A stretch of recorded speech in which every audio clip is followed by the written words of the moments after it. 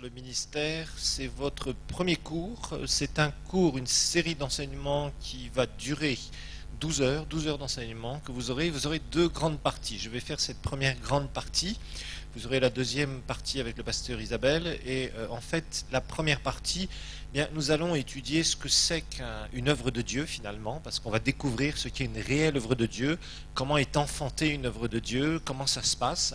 Et puis, en deuxième, je dirais, un deuxième grand bloc que je vais vous faire d'enseignement sur cette grande première partie, c'est les 5 phases normales d'une œuvre de Dieu. On va découvrir qu'une œuvre de Dieu devrait normalement passer par 5 phases. Donc vous allez découvrir beaucoup de choses, parce que là, on va commencer à parler de plus en plus dans vos enseignements, les enseignements que vous recevez, au niveau du ministère. Qu'est-ce que le ministère? Comment ça marche? Pourquoi? Comment? La vision, le leader, l'église locale, comment organiser l'église locale, qu'est-ce que c'est qu'une association, etc., etc., etc. Tout ça, ça fait partie de votre curriculum, parce que c'est important que vous compreniez, que vous soyez dans le ministère, que vous ayez un appel pour entrer dans le ministère, ou que vous soyez sous le leadership d'un ministère.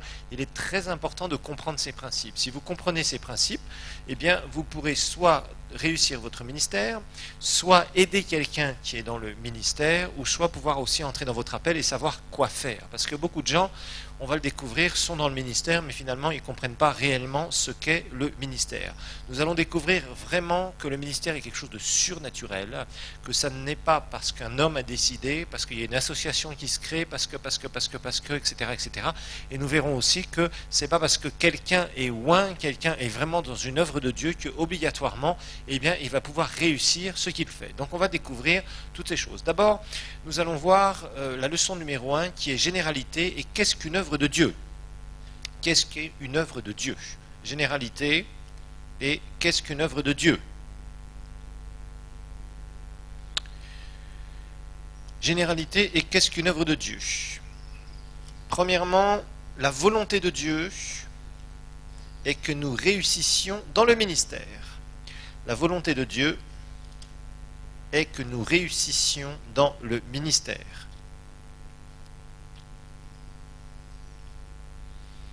Ça, c'est quelque chose qui est très important et fondamental. Nous allons regarder ce texte que nous connaissons bien, qui est Josué chapitre 1. Donc, premièrement, la volonté de Dieu est que nous réussissions dans le ministère.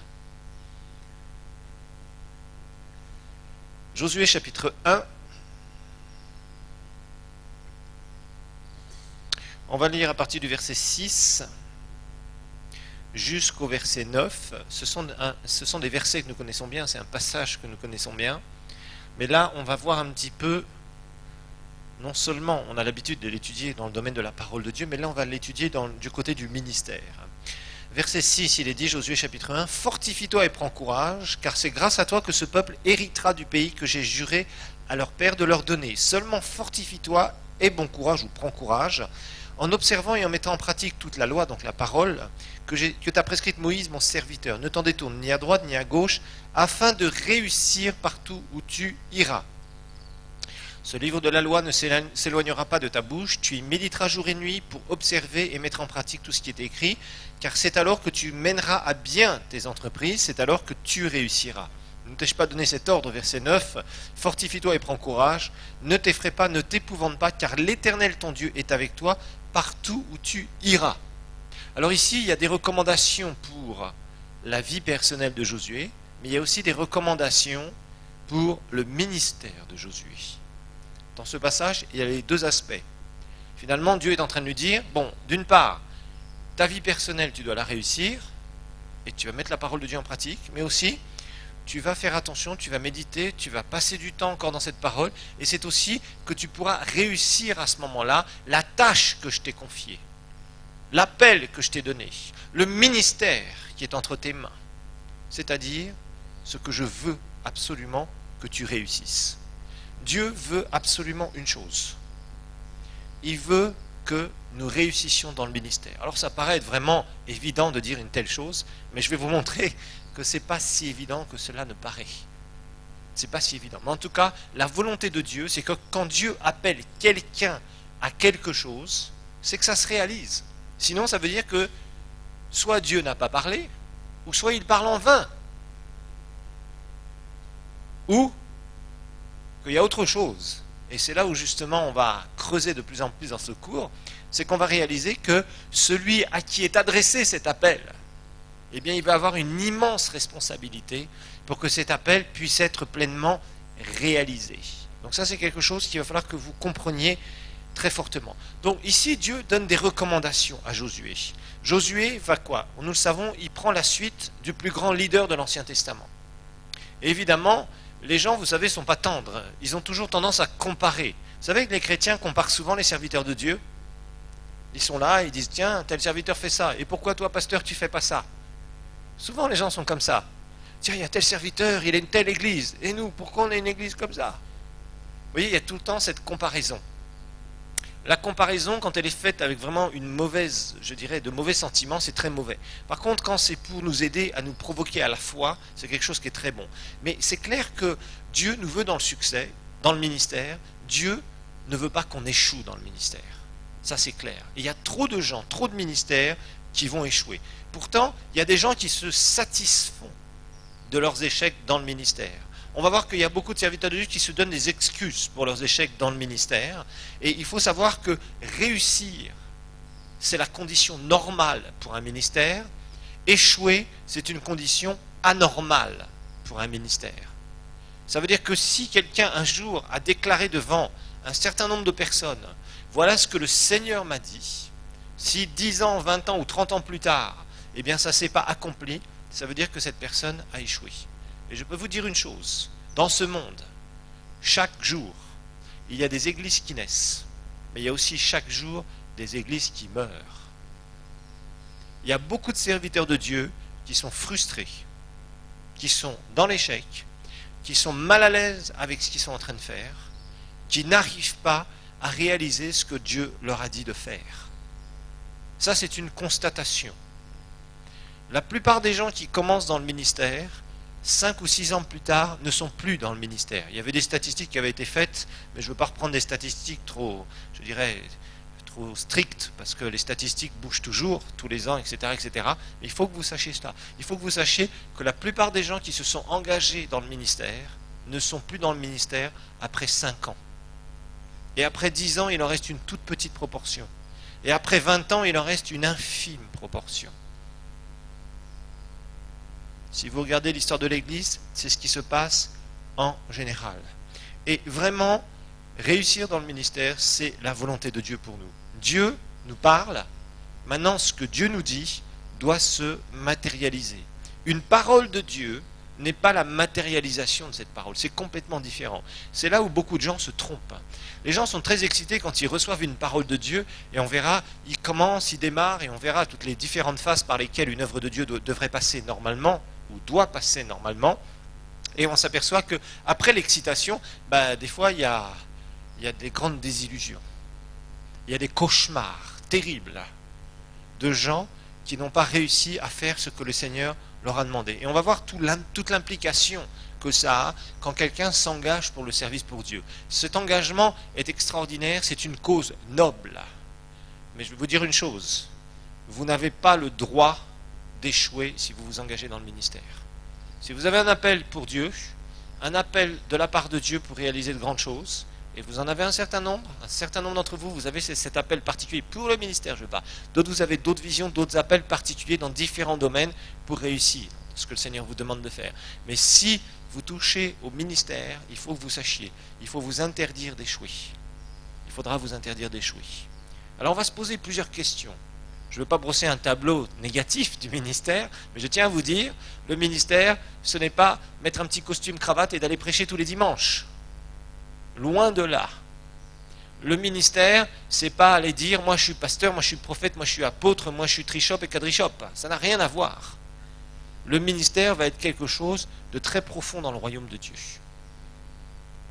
Et pour le réussir, il va y avoir un certain nombre de choses à mettre en place. En tout cas, il faut savoir une chose. Beaucoup de gens ont reçu des appels, peu de gens sont rentrés dans leur appel. Parmi les peu de gens qui sont rentrés dans leur appel, la plupart sont enterrés avec leur vision. Voilà. C'est à peu près ce qu'on trouve.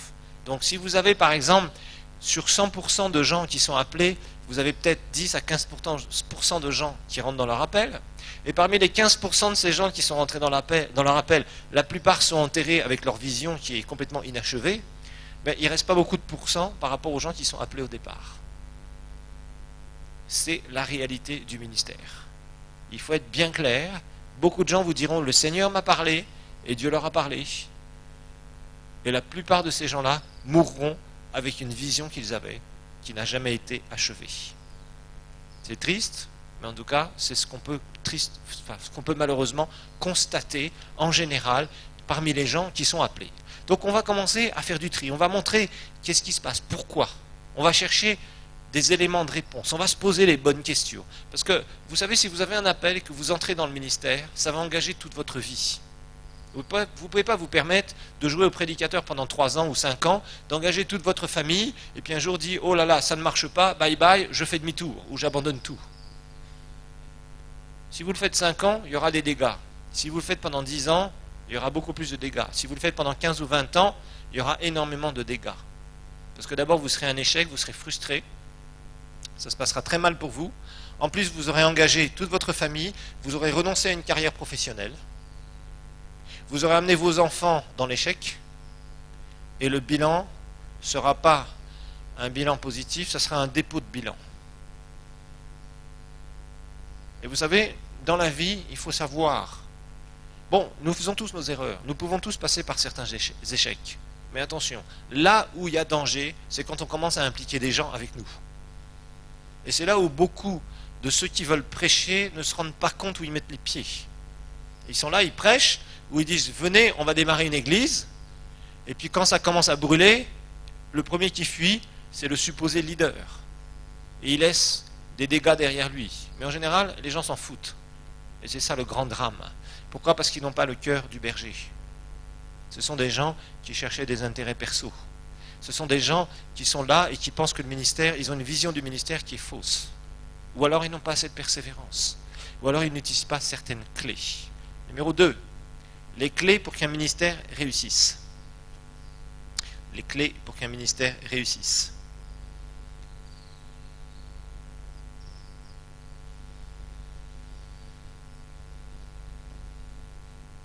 On partage des généralités là, on partage des fondations sur le ministère. Je ne veux pas vous effrayer, mais je veux vous mettre en face de responsabilités. Parce que nous avons beaucoup de gens irresponsables dans le christianisme. Ça nous pose énormément de problèmes. Ces gens-là, vraiment, dégradent l'image de l'Église, l'image des serviteurs de Dieu, l'image de l'œuvre de Dieu d'une manière générale. Et ces gens-là nous posent beaucoup de problèmes. Être dans le ministère, c'est un immense privilège, mais avec le privilège va la responsabilité. Et malheureusement, nous avons trop de gens qui sont irresponsables, des chrétiens et aussi des serviteurs de Dieu qui sont irresponsables. Et cela nous pose beaucoup de problèmes. Parce que le monde regarde l'Église. Parce que quand ils regardent l'Église, ils sont supposés voir Christ. S'ils voient de l'échec et n'importe quoi, eh bien le monde dit, ce Jésus, c'est de l'échec et c'est n'importe quoi, donc j'en ai pas envie. Quand ils voient au contraire qu'il y a des églises qui sont fortes, qui sont puissantes, où il y a des ministères qui sont forts et puissants, s'ils se moquent alors qu'on est en train de faire une puissante œuvre de Dieu, peu importe. Parce que les moqueries et les persécutions, c'est notre lot. Jésus l'a dit. S'ils ont persécuté le maître, le serviteur n'est pas plus grand que le maître. Il sera aussi persécuté. Il aura aussi des difficultés. Ça, c'est clair. Nous allons parler de cela. Mais qu'au moins, que ceux qui sont engagés dans le ministère soient vraiment à leur place. Alors, la question est la suivante. Pourquoi est-ce qu'il y a des ministères qui réussissent et des ministères qui échouent lamentablement ? Ça, c'est une question qu'on doit se poser. Pourquoi est-ce qu'on voit des églises qui, bon, même avec des difficultés, parce qu'aucune église n'est parfaite, avec des hauts, des bas, il y a des moments difficiles, etc., il peut y avoir des crises, etc., on va expliquer tout ça dans le ministère. Pourquoi il y a des évangélistes qui, bon, même s'ils ont passé par des moments, mais au bout d'un moment, ça perce. Et puis il y en a, vous voyez, c'est pas de gloire en gloire, c'est de dégâts en dégâts en dégâts. C'est de chute en chute en chute. C'est-à-dire que quand on regarde pendant 10 ans ce genre d'œuvre, on se dit, mais il n'y a rien. Il n'y a pas d'onction, il n'y a pas de puissance de Dieu, il n'y a pas de parole de Dieu, il n'y a pas des gens qui ont été impactés, il n'y a pas des gens qui ont été transformés, il n'y a pas une œuvre qui est là, où il y a une main invisible qui est en train de pousser cette œuvre. Il n'y a rien, c'est lamentable, c'est nul. Vous allez là, vous trouvez 40, 50, 100 personnes. 10 ans plus tard, vous retrouvez 40, 50, 100 personnes, à peu près dans le même état, ou dans un état encore pire, parfois, il faut le dire. Les têtes ont changé, aux moitié, trois quarts, et on continue. Pourquoi est-ce qu'il y a des gens qui portent des fruits, et pourquoi est-ce qu'il y a des gens qui ne portent pas de fruits? Ça, c'est une question qu'on doit se poser. Pourquoi est-ce qu'il y a des endroits où il y a des ministères remplis de la vie de Dieu, et il y a des ministères où c'est mort, où il n'y a rien, où c'est lamentable, où on dit que Dieu ceci, Dieu fait ceci, Dieu fait cela, mais en fait, vous n'avez même pas un vrai témoignage. Vous avez des trucs, entre guillemets, bricolés. Pourquoi? Quelles sont les raisons de tout cela? Bien, il y a une raison fondamentale. Colossiens 1, 12 et 13. Colossiens 1, 12 et 13. Une des plus grandes raisons qu'on trouve. Et c'est pour ça qu'on va d'abord éliminer ce cas classique de gens qui sont des échecs. On est en train d'étudier le ministère, on se pose des questions. Nous sommes en train de parler de généralité. La Bible est claire, Dieu veut qu'on réussisse. Dans la pratique, on constate des gens qui réussissent, des gens qui échouent dans le ministère. La question maintenant, c'est de savoir pourquoi. Y a-t-il une réponse à ce pourquoi?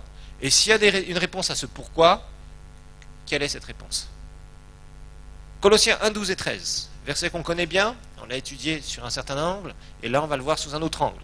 Rendez grâce avec joie au Père qui vous a rendu capable d'avoir part à l'héritage des saints dans la lumière. Il nous a délivrés du pouvoir des ténèbres et nous a transportés dans le royaume de son Fils bien-aimé. Dans le royaume de son Fils bien-aimé. Une des raisons majeures pour qu'un ministère réussisse, c'est de comprendre le royaume de Dieu. De comprendre l'administration, l'économie du royaume de Dieu. C'est-à-dire comment ça fonctionne. Ça, c'est une des plus grandes clés pour réussir dans le ministère. La plus grande, je dirais, la plus grande cause d'échec au niveau du ministère. Dans la base fondamentale, quand un ministère se dit être une œuvre de Dieu, c'est cet aspect du manque de compréhension des lois du royaume de Dieu. Nous sommes dans un royaume, il y a des règles, des lois qui régissent ce royaume. Et les règles qui régissent les royaumes de ce monde et les règles qui régissent le royaume de Dieu sont totalement différentes. Le royaume de Dieu n'est pas une démocratie. Le royaume de Dieu est une théocratie. Je vous le dis, je vous le répète, dans le ciel, il n'y a pas de parlement où on vote. Il n'y a pas de nouvelle loi où il y a des gens qui décident quelque chose. Il y a un Dieu qui est souverain, qui décide tout, et on doit se soumettre. Dans le royaume de Dieu, Dieu a placé qui? Des ministres. Il a placé des ministres dans son royaume. Et il y a 5 types de ministres dans le royaume de Dieu. Et ces ministres, ce sont les apôtres, les prophètes, les évangélistes, les pasteurs et les enseignants. C'est eux à qui Dieu a délégué le royaume, la gestion du royaume de Dieu. C'est pas autrement, c'est pas une invention des hommes, c'est une loi spirituelle. Alors beaucoup de gens, quand on parle de réussite, on va dire, ah, ça y est, c'est les histoires là où les gens, le one-man show, les gens qui se montrent, c'est-à-dire l'orgueil. Non, non, non, c'est complètement différent. Il faut comprendre la réussite selon Dieu et la réussite selon les hommes. La réussite selon les hommes, c'est de monter le plus haut possible, par tous les moyens, pour être le premier, c'est-à-dire pour satisfaire l'ego humain, l'orgueil humain. Et ça, cette réussite, nous le savons, est perverse. Cette réussite, c'est exactement la réussite du diable, entre guillemets. C'est-à-dire, c'est le fonctionnement du diable, ça. C'est-à-dire, quelqu'un qui veut monter, pourquoi? Pour assouvir son pouvoir, pour assouvir sa soif de pouvoir. Pour pouvoir dire, je domine sur les autres, donc je peux les écraser, je peux en faire ce que j'en veux, parce que c'est moi le chef, c'est moi qui suis monté au sommet, c'est moi qui ai l'argent, c'est moi qui ai du pouvoir, c'est moi qui peux dire fais ceci ou fais cela, et si tu n'obtempères pas, eh bien je te dégage. Ça, c'est la façon de voir la réussite des hommes. C'est de montrer ses grosses bagnoles, c'est de montrer ses maisons, c'est de montrer tout ce qu'on peut s'acheter avec son argent, etc. Ça, c'est la réussite humaine. Alors, quand les chrétiens voient ça, en général, ils ont un peu une aversion, c'est-à-dire un dégoût de tout ce qui est réussite. Et là, le chrétien doit marcher dans l'humilité, le serviteur de Dieu doit marcher dans l'humilité, avec une façon de voir. Les chrétiens ont une façon de voir l'humilité qui souvent est fausse. L'humilité, c'est pas la pauvreté, nous le savons. L'humilité, c'est pas dire Seigneur, je ne suis rien, je ne suis que poussière, je ne suis pas capable de faire quoi que ce soit, etc. Ça, c'est pas l'humilité du tout. Ça, c'est la stupidité, c'est pas la même chose. C'est la religion. C'est pas la mentalité de Dieu. Dieu est un Dieu de réussite. Dieu est un Dieu qui voit loin. La réussite n'est pas synonyme d'orgueil quand c'est la réussite selon le caractère de Dieu. Bien évidemment, si tu montes, il faut que ton caractère soit creusé, soit façonné, soit forgé en même temps. Parce que c'est vrai que si tu montes et que tu as de plus en plus d'influence dans ton ministère, si tu ne fais pas attention, l'orgueil va t'attraper quelque part. Ça, c'est vrai. C'est pour ça que nous devons travailler notre caractère en tant que serviteur de Dieu, en même temps que Dieu nous donne de plus en plus à faire, de plus en plus d'influence. Donc Dieu veut ce succès, c'est clair, et il y a des clés pour réussir dans le ministère. Pour voir une église locale réussir, pour voir une église locale être pleinement influente, pour voir un ministère d'évangélisation être influent, pour voir un ministère d'enseignement être influent, un ministère prophétique, un ministère apostolique, eh bien, il va y avoir des clés. On ne peut pas réussir dans le ministère avec des mentalités humaines. Il va falloir adopter les mentalités du royaume de Dieu. Malheureusement, il y a beaucoup de gens qui exercent le ministère avec des visions humaines, des façons de penser humaines. Vous ne pouvez pas avoir des résultats divins avec des façons de penser humaines. Ce n'est pas possible. Vous ne pouvez voir que des résultats divins avec des façons de penser divines. Et malheureusement, quand on voit beaucoup de serviteurs de Dieu, ils ont leur façon de voir les choses, souvent comme des humains, avec des façons de penser humaines. Ils prient et ils pensent que Dieu va amener la bénédiction. Et ils se trompent. Nous ne pouvons pas fonctionner au niveau du royaume de Dieu avec des pensées humaines. C'est clair, nous devons changer complètement nos façons de voir les choses. Le ministère est quelque chose de surnaturel et il va falloir se soumettre aux lois spirituelles pour pouvoir entrer dans le surnaturel de Dieu. Quelqu'un qui veut exercer le ministère avec des façons naturelles, des méthodes naturelles, c'est quelqu'un qui sera voué à l'échec. Peut-être que ça peut être quelqu'un de très éloquent, peut-être quelqu'un qui est capable d'attirer des foules parce qu'il a un charisme naturel, mais s'il utilise ça uniquement, il va se casser la figure. Les gens vont être attirés, oui, mais lui-même on va le monter sur un piédestal et il va chuter. Pourquoi ? Parce que l'orgueil l'attendra. Il y a des lois spirituelles. Ces lois, nous devons les connaître, nous devons les comprendre. Et on va commencer à les étudier de plus en plus. Ce sont des choses, on ne peut pas y déroger. C'est comme les lois de la foi. Si quelqu'un ne médite pas la parole de Dieu, ne reçoit pas la foi dans son cœur, ne confesse pas sa foi envers et contre tout, il ne verra pas le résultat, nous le savons. Et bien dans le ministère, c'est la même chose. Autant Dieu nous a donné des lois spirituelles pour régir notre vie personnelle, autant Dieu donne des lois du ministère.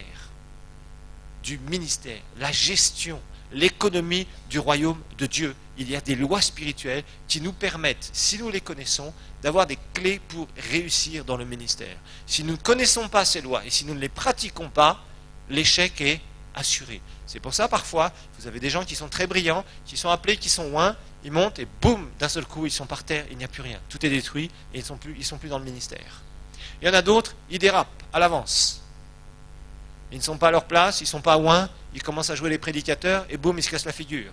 Il y en a d'autres, ils ne savent pas rechercher la volonté de Dieu et tout ce qu'il y a dans leur tête, le Seigneur m'a dit, le Seigneur m'a dit, le Seigneur m'a dit, et boum, ils tombent par terre, etc., etc., etc. Il y en a qui utilisent des techniques financières pour collecter des fonds pour essayer de faire avancer les choses. On verra toutes ces choses qui sont des mentalités humaines. Ça ne marche pas.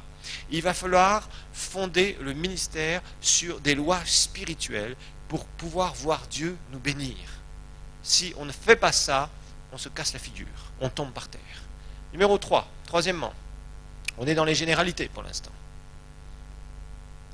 Nous sommes dans les généralités.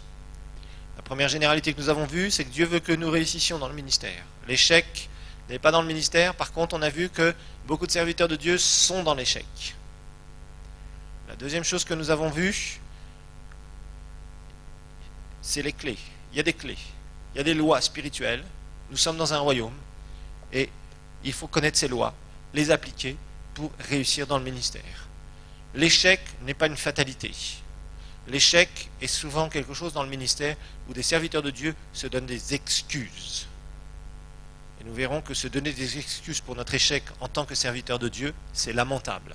Nous sommes supposés être les ministres du royaume. Et si nous ne sommes pas capables de réussir dans le ministère, je ne vois pas qui pourra le faire, puisque Dieu a délégué la gestion du royaume à ses ministres.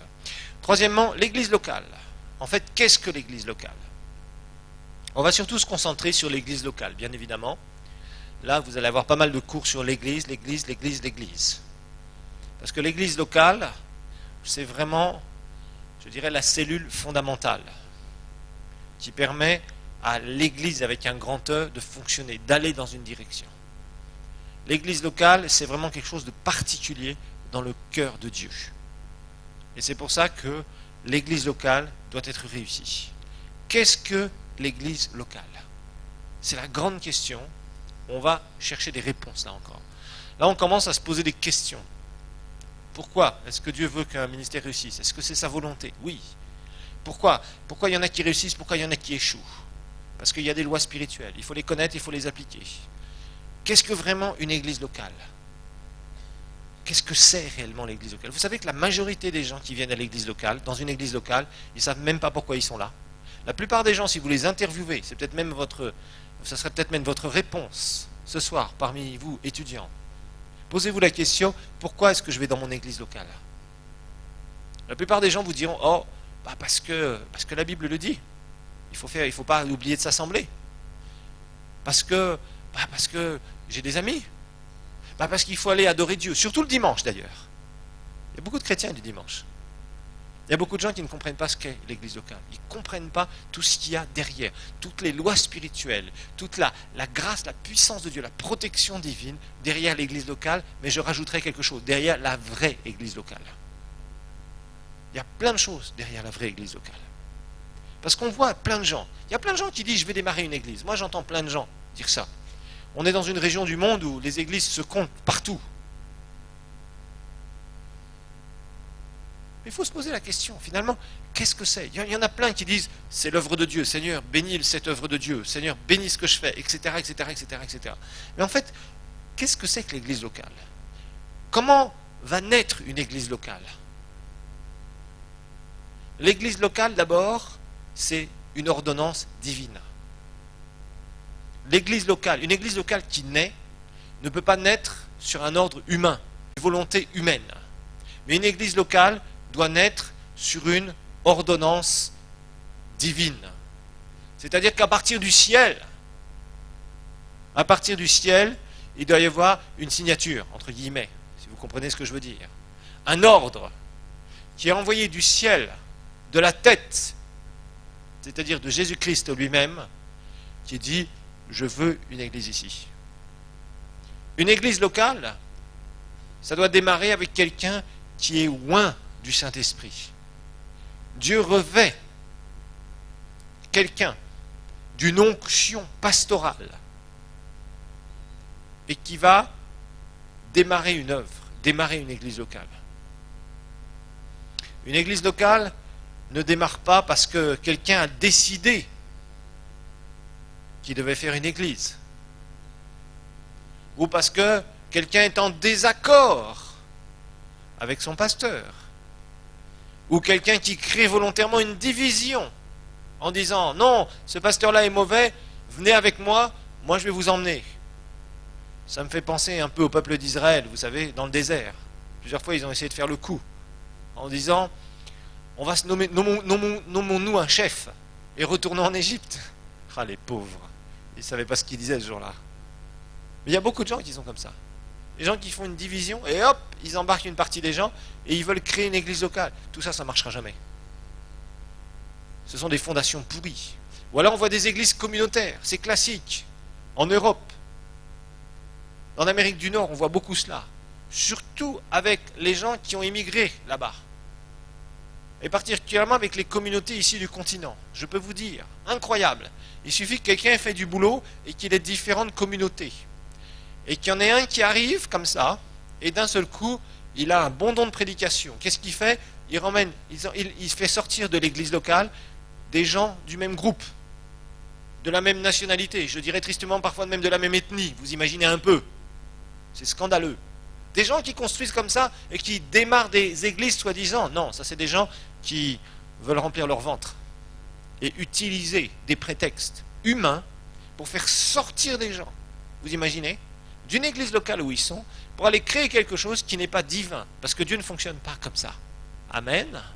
Dieu ne fonctionne pas comme ça. Dieu n'est pas derrière les trafics humains, des trucs bricolés par des humains pour faire des églises locales. Dieu ne fonctionne pas comme ça. Mais une vraie église locale, c'est un ordre de Dieu. Dieu parle à quelqu'un et met une onction sur quelqu'un et cette personne va démarrer. Il va démarrer l'église locale. Ne vous embarquez jamais dans des églises qui sont fondées sur des trucs pourris. Jamais. Parce que les gens sont dans des euphories charnelles au départ, c'est-à-dire ils sont là, ils sont très excités charnellement, mais croyez-moi, quand les premières secousses arrivent, le berger s'enfuit, le faux berger s'enfuit, parce que souvent ce sont des faux bergers dans ces cas-là, et les brebis se font manger par les loups. Et ça se termine mal. Les gens sont blessés. Et croyez-moi, il y a beaucoup de chrétiens blessés. Et il y a beaucoup de chrétiens qui rétrogradent parce qu'ils ont été blessés à cause de ce genre de truc. Ou encore des gens qui démarrent une église sur une prophétie. Le Seigneur te dit que tu dois démarrer une église. Oui, mais qu'est-ce qu'il t'a dit le Seigneur? À toi, personnellement. Est-ce que Dieu t'a bien dit de le faire? Ben non, mais c'est un prophète qui m'a dit ça. Peu importe si c'est un prophète qui t'a dit ça. L'important c'est que tu saches réellement discerner la voix de Dieu et que tu saches que c'est vraiment la volonté de Dieu pour toi. Parce que là, tu vas t'embarquer dans quelque chose qui n'est pas évident. On va voir que l'aventure de l'église locale, ce n'est pas une aventure qui se fait toute seule. Mais c'est une aventure qui va avoir des douleurs de l'enfantement, comme nous le verrons. Qui va passer par des moments où il y aura du beau temps et des moments où il y aura les tempêtes les plus terribles. La vraie œuvre de Dieu est combattue par quelqu'un qui s'appelle le diable. La fausse œuvre de Dieu, le diable s'en fout. Au contraire, il est content avec ce genre de truc. Parce que les chrétiens se mettent hors volonté de Dieu. Donc il est content. Il aura une bande de gens complètement endormis, qui sont super fanatisés et qui pensent être pleinement dans la vérité. Et ces gens-là, un jour, boum, il y a des choses qui vont leur tomber dessus et ça va être une catastrophe. Non, quand quelqu'un va démarrer une église locale, il va recevoir un fardeau divin. Quelque chose de spécial dans son cœur qui va se passer. Et puis évidemment, il va passer par une expérience particulière, nous le savons, cette fameuse expérience de la mise à part. Vous vous rappelez sur le cours sur les 5 ministères que nous avons vus. Dieu va le revêtir de cette onction. Et la majorité du temps, rappelez-vous ce que je vous ai dit au début du cours, il y a un certain pourcentage de gens appelés et une grande partie de ces gens-là qui n'entrent jamais dans leur appel. Et une des raisons pour lesquelles ces gens-là n'entrent jamais dans leur appel, c'est parce que souvent, je dis bien souvent, ce n'est pas le cas de tous, souvent les gens veulent entrer dans leur appel trop tôt. Ils ne sont pas revêtus de l'onction du Saint-Esprit, mais ils cherchent des opportunités. Dans certains pays, tiens, j'ai été récemment dans un pays scandinave, en Norvège actuellement, vous êtes nommé pasteur. Le gouvernement intervient. Moi, j'accepterai jamais un truc pareil. Si vous voulez mourir dans un coin à faire une œuvre morte, calibou, bienvenue. C'est une catastrophe. Il y a des dénominations où on place les pasteurs. On dit non, toi tu dois aller là, toi tu dois aller là. Mais qu'est-ce que le Seigneur dit? C'est ça qui est important. C'est ça qui est important. Et on trouve plein de choses comme ça. Donc, il y a des gens qui sentent, je dirais, cet appel qui brûle en eux. Et qu'est-ce qu'ils font? Ils foncent dans leur appel.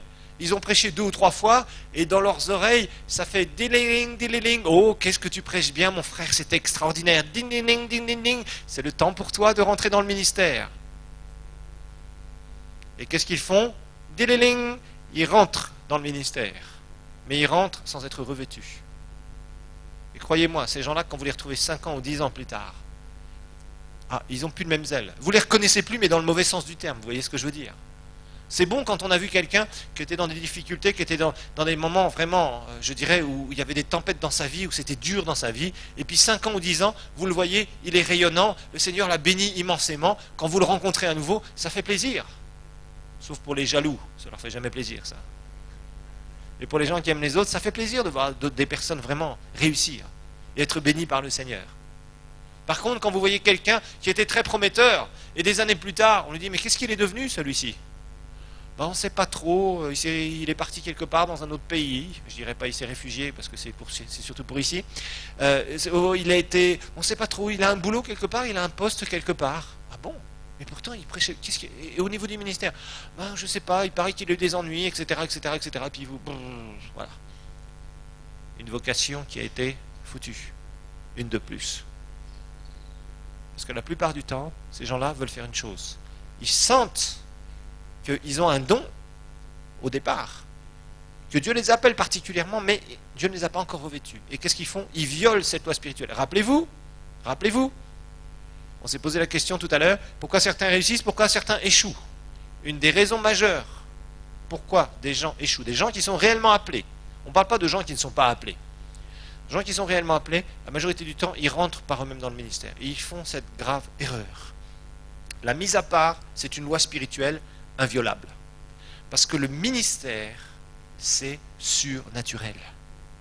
Et pour que le ministère soit surnaturel, pour qu'une église locale soit surnaturelle, il faut que quelqu'un ait été touché surnaturellement par Dieu et qu'il entre d'une façon divine dans le ministère. S'il rentre d'une façon charnelle dans le ministère, c'est une catastrophe pour lui. Il va gâcher sa vocation, il va gâcher son appel, il va faire comme Moïse, grand libérateur, et boum, 40 ans dans le désert. Derrière des jolies petites brebis, vraiment très naturelles celles-là. Ce n'étaient pas des êtres humains dont il s'est occupé. Après, il s'est occupé d'êtres humains. Dieu donne toujours d'autres chances. Parce que Dieu n'est pas le Dieu d'une seule chance.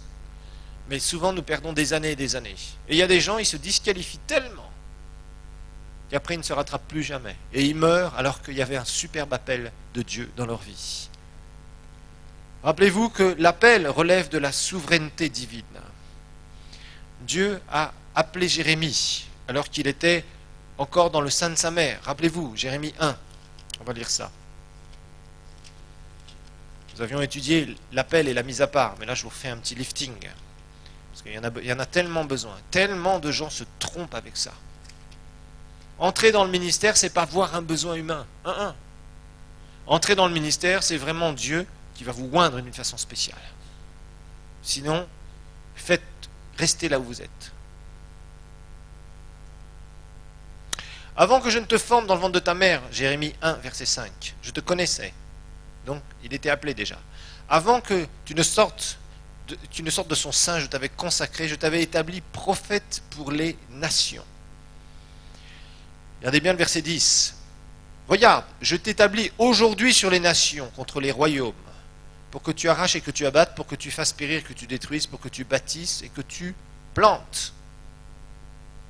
Dieu avait appelé Jérémie dès le sein de sa mère. Je vous rappelle que l'appel, c'est la souveraineté de Dieu. Si Dieu place un appel ou un autre dans votre vie, vous n'y pouvez rien. C'est Dieu qui choisit comme il veut. Par contre, le temps où vous allez être revêtu, c'est-à-dire établi par Dieu, et là, Jérémie, le prophète, Dieu établissait Jérémie, a mis cette onction sur lui le jour où il lui a parlé. On pense que Jérémie avait 17 ans, imaginez-vous. Certains pensent ça. En tout cas, c'était un adolescent, c'est clair. Il le dit, je suis très jeune, je ne sais pas parler, etc., etc. Et en fait, Dieu va revêtir Jérémie à ce moment-là. Il y avait un appel dès le ventre de sa mère, donc Jérémie n'avait rien fait pour l'instant, mais après, il était revêtu de l'onction. Dieu a revêtu à un moment particulier de son onction, Jérémie. C'est pour ça qu'il est entré. Nous ne reparlerons pas d'Élie et d'Élisée. Vous vous rappelez, hein, on l'avait fait déjà dans les 5 ministères. Élie va mettre son manteau sur Élisée. Et c'était l'appel d'Élisée à ce moment-là. Dieu l'avait envoyé. Élisée était appelé à être prophète à sa place. Mais il s'est passé entre 10 ans et demi et 11 ans, nous le savons, entre le moment où Élisée était appelé et qu'il a servi fidèlement son maître Élie, et au moment où il a été revêtu de la double portion de l'Esprit de Dieu sur lui. Et là, il a démarré dans son ministère personnel.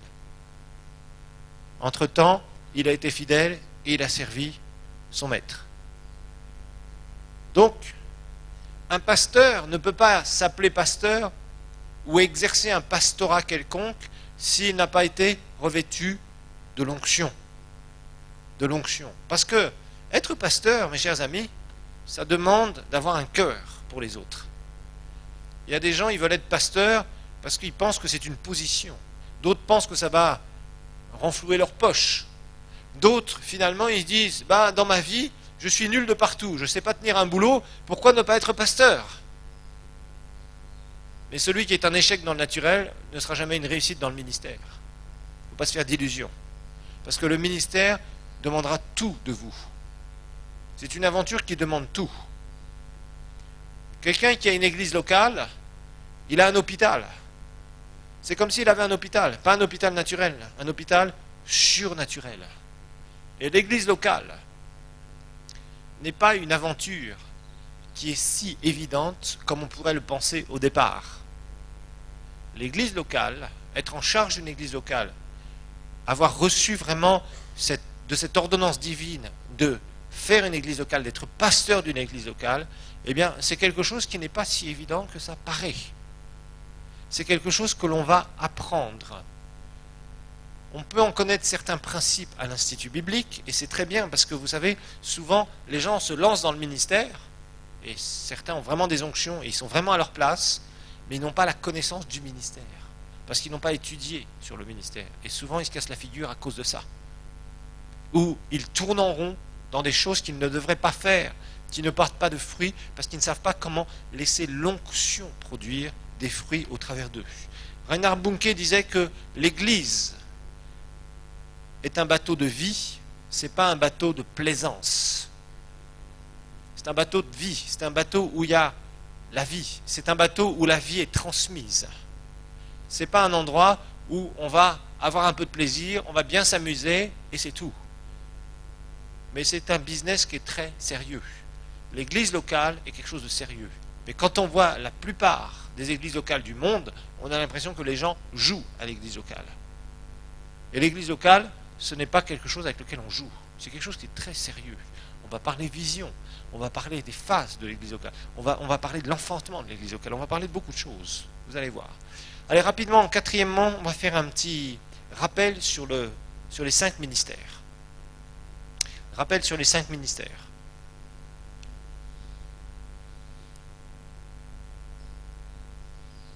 Bref rappel sur les 5 ministères.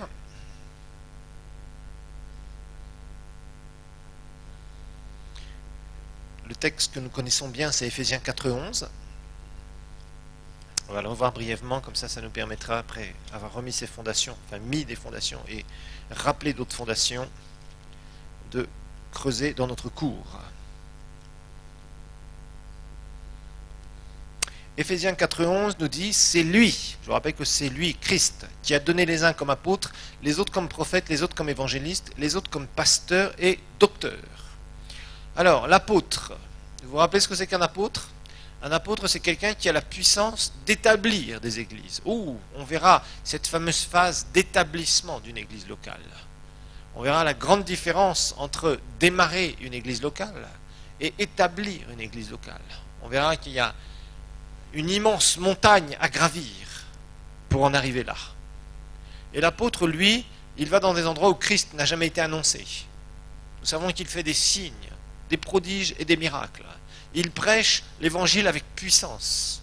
Les gens sont touchés par une conviction du Saint-Esprit extraordinaire. Les gens sont délivrés des puissances démoniaques. Les gens sont guéris. Les gens vivent des miracles quand il prêche. Il a une puissante onction. Il bouleverse les endroits où il va. Il attire d'une façon ultra surnaturelle, au travers de l'onction qu'il y a sur lui. Et nous savons qu'il forme un groupe de gens, des gens qui sont venus à Christ, pas des gens qu'il a été volé à droite et à gauche, ou pas des églises à qui il dit « Sous quelle onction apostolique vous trouvez-vous? Venez sous mon onction », alors qu'il n'a même pas fondé cette église. Non, c'est pas ça un vrai apôtre. Un vrai apôtre va fonder ses propres églises. Donc ce qu'il va faire, c'est avoir ce groupe de gens qui va se donner au Seigneur, et après, il va s'en occuper pendant un temps comme un pasteur. Il va les nourrir. C'est ce que Paul faisait. Il parlera aux Corinthiens. Il parlera aux Galates, la province de Galatie, quand il écrit ses épîtres. Et il parle de cela, justement. Comme quoi il les a nourris, comme quoi il s'est occupé d'eux. Aux Thessaloniciens, c'est la même chose. Donc il va s'occuper comme un pasteur, comme un berger, pendant un temps, de la nouvelle église qui est en train de se former. Puis il va les enseigner. Et après, il va partir dans un autre endroit où il va faire la même chose. Mais avant de partir, qu'est-ce qu'il fait? Je vous rappelle qu'il va nommer des anciens. Donc ce sont des gens qui n'ont pas d'onction particulière, mais qui ont quand même un minimum, qui ont capté un minimum de choses. Qui sont capables quand même de donner quelques enseignements de base. Il les a formés, ces anciens. Et ces anciens vont s'occuper de l'église en attendant que quoi? D'abord que l'apôtre fasse la tournée des églises qu'il a fondées, parce qu'il va en fonder une là, une là, une là, une là, une là. Et nous le voyons très bien dans le premier voyage missionnaire de Paul. C'est ce que Paul et Barnabas vont faire. Ils fondent des églises, il y en a 7 qui vont fonder, ils ont été dans 7 endroits différents. Et qu'est-ce qu'ils vont faire après? Au retour, ils vont visiter les églises. Et ils regardent, ils établissent les anciens, ils regardent comment vont les frères et les sœurs nouvellement sauvés. Et l'apôtre s'occupe de ça. Donc, il fait lui-même ses églises. Il crée lui-même ses églises par la puissance du Saint-Esprit. Et puis Dieu, souvent, suscite au milieu de qui? Au milieu des anciens, il va susciter un pasteur. Il va mettre donc une onction au bout d'un certain temps. Mais un leader, ça ne se crée pas en 3 jours. Ça demande des années. Donc, il y a certaines églises nouvellement formées qui ont des anciens, quand Christ n'a jamais été nommé quelque part. Et souvent, Dieu va envoyer un pasteur pour s'occuper de l'église. Alors l'évangéliste, lui, nous savons, il prêche l'évangile avec simplicité. Il a un message qui est très simple, que tout le monde peut comprendre. De la personne la plus inéduquée jusqu'à la personne la plus éduquée. Et l'évangéliste, le vrai évangéliste, il a une onction de puissance. Les gens viennent, on leur a parlé de Jésus, bon, ils ne sont pas très décidés, l'évangéliste vient, il prêche, et il y a quelque chose qui se passe. Les gens sont saisis par une conviction de péché. Et à ce moment-là, il les amène au Seigneur. Il y a des décisions avec l'évangéliste. Et il y a des démonstrations, guérisons, miracles, des possédés qui sont libres aussi. Mais par contre, l'évangéliste, lui, ne reste pas. Il vient, il évangélise et il part. L'apôtre, lui, il reste. Vous voyez la différence. L'évangéliste, lui, il aime bien une chose en général. Les vrais évangélistes aiment bien qu'on fasse un service de baptême juste après la croisade. Ça, ils aiment ça. Souvent, c'est ce qu'ils réclament. Des fois, ce n'est pas possible à faire, mais souvent, c'est ce qu'ils réclament. Ils aiment en tout cas ça.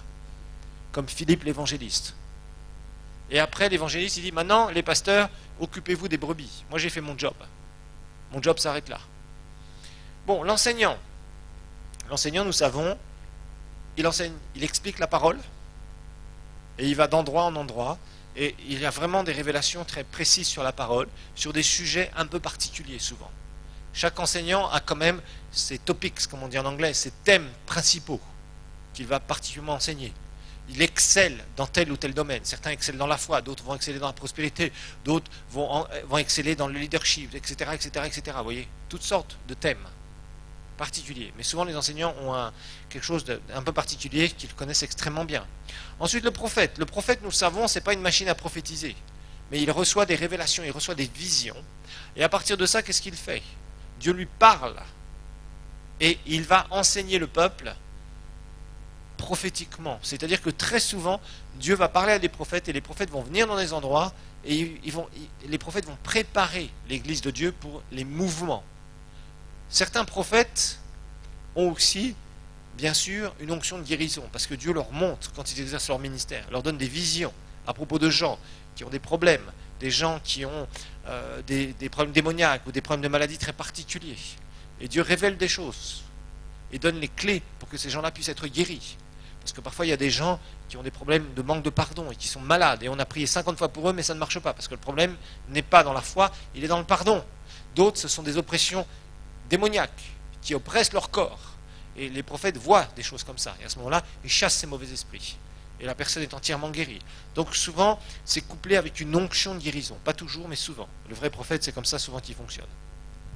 Alors le pasteur. Le pasteur, lui, nous le savons dans 1 Corinthiens 12, 28. 1 Corinthiens 12, verset 28.